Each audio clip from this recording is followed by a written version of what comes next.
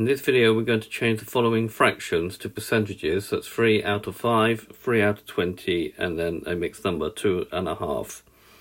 So you need to make, in order to do this, you need to make the denominator out of 100. So if we take 3/5, now you need to multiply 5 by 20 to make that out of 100. 5 20s makes it 100.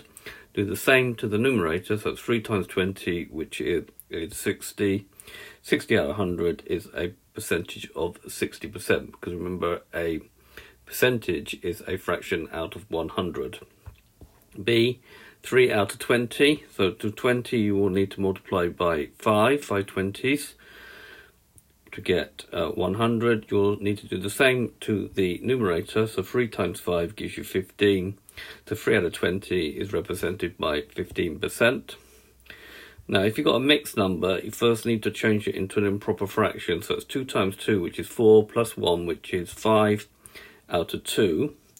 Multiply the 2 by 50 to make it out of 100. Do the same to the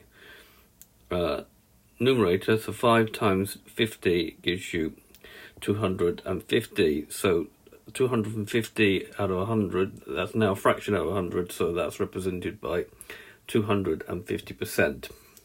It's worth your while learning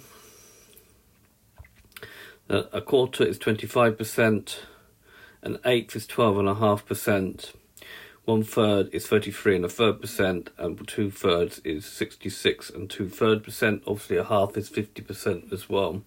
Those are well worth learning.